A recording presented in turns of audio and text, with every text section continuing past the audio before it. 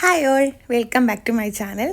ഞാൻ skin shine, Melacare തുടങ്ങിയ ഒരുപാട് സ്കിൻ വൈറ്റനിങ് ക്രീംസിനെ കുറിച്ചിട്ടുള്ള പ്രോഡക്റ്റ് റിവ്യൂ ഇട്ടിട്ടുണ്ടായിരുന്നു. അപ്പോൾ അതിൻ്റെ താഴെ കമൻറ്റിൽ ഒരുപാട് ഡൗട്ട്സുകൾ വന്നിട്ടുണ്ട്.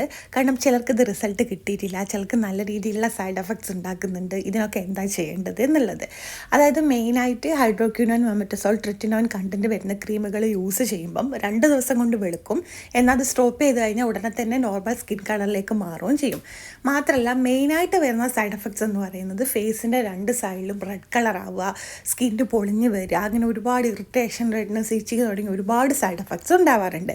അപ്പം ഇങ്ങനെ സൈഡ് എഫക്ട്സ് വരാതിരിക്കാൻ ഇതെങ്ങനെയാണ് യൂസ് ചെയ്യേണ്ടത്, വന്നു കഴിഞ്ഞാൽ ഇതെങ്ങനെയാണ് മാറുക എന്നുള്ളതൊക്കെ ഞാൻ ഈ വീഡിയോയിൽ പറയാം. നിങ്ങൾ ആദ്യം ചെയ്യേണ്ടത് ഒരിക്കലും ഡോക്ടറുടെ പ്രിസ്ക്രിപ്ഷൻ ഇല്ലാതെ ഇങ്ങനെയുള്ള സ്റ്റീറോയിഡൽ ക്രീം വാങ്ങി യൂസ് ചെയ്യരുത് എന്നുള്ളതാണ്.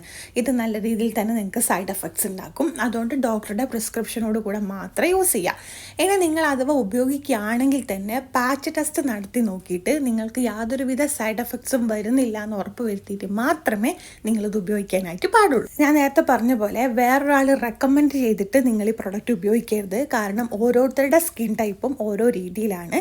എല്ലാ പ്രൊഡക്റ്റും എല്ലാവർക്കും സ്യൂട്ടബിൾ ആവണമെന്നില്ല. അതുപോലെ തന്നെ നിങ്ങൾ ഈ ക്രീം യൂസ് ചെയ്ത് കഴിഞ്ഞാൽ ഇത് സ്കിന്നിനെ നല്ല രീതിയിൽ തന്നെ ഡ്രൈ ആക്കും, അതായത് എക്സ്ഫോലിയേറ്റ് ചെയ്യുന്നുണ്ട്.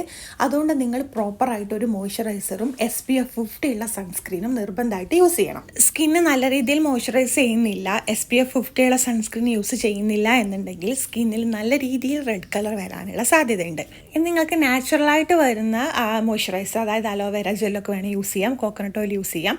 കൂടാതെ നല്ല രീതിയിൽ വെള്ളം കുടിക്കാൻ വേണ്ടിയിട്ട് നോക്കുക. ഫ്ലൂയിഡ് കണ്ടൻറ്റൊക്കെ അടങ്ങിയിട്ടുള്ള ഫുഡ് കഴിക്കുക.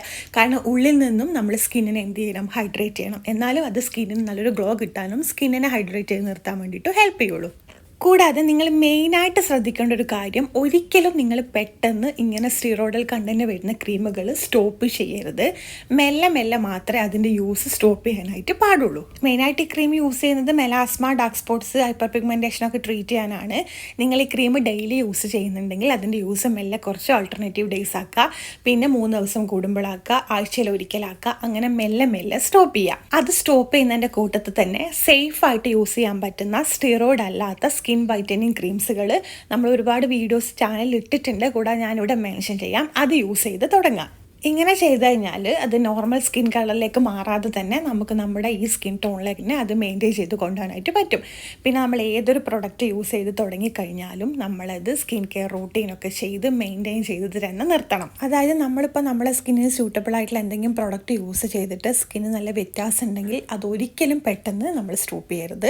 സ്കിന്നിനെ പാമ്പർ ചെയ്ത് നമ്മളിങ്ങനെ ക്ലിയർ ആക്കി കൊണ്ടുവരുമ്പോൾ പെട്ടെന്ന് നിർത്തുന്നത് നമ്മളെ സ്കിന്നിനെ ഡാമേജ് ഉണ്ടാക്കാനും പഴയ കളറിലേക്കൊക്കെ മാറ്റും. അതുകൊണ്ട് നിങ്ങൾ സ്റ്റീറോയിഡൽ കണ്ടന്റ് വരുന്ന, അതായത് 2 ദിവസം കൊണ്ട് വെളുക്കും, പക്ഷേ 2 ദിവസം കൊണ്ട് നിങ്ങൾ സ്റ്റോപ്പ് ചെയ്ത് കഴിഞ്ഞാൽ പഴയ കളറിലേക്ക് മാറാനും സൈഡ് എഫക്ട്സ് ഉണ്ടാക്കാനുള്ള സാധ്യതയുണ്ട്. അതുകൊണ്ട് ഈ കാര്യങ്ങളൊക്കെ അറിഞ്ഞ ശേഷം മാത്രം നിങ്ങൾ യൂസ് ചെയ്താൽ മതി. പ്രിസ്ക്രിപ്ഷൻ ഇല്ലാതെ യൂസ് ചെയ്യരുത്. നല്ലോണം പണി കിട്ടാനുള്ള സാധ്യതയുണ്ട്. അപ്പോൾ ഇന്നത്തെ വീഡിയോ ഇത്രയേ ഉള്ളൂ കേട്ടോ. നിങ്ങൾക്ക് കുറച്ച് പേർക്ക് ഹെൽപ്ഫുൾ ആയെന്ന് വിചാരിക്കുന്നു. ഇഷ്ടപ്പെട്ടാൽ ലൈക്ക് ചെയ്യുക, ഷെയർ ചെയ്യുക, സബ്സ്ക്രൈബ് ചെയ്യുക. Bye, thanks for watching.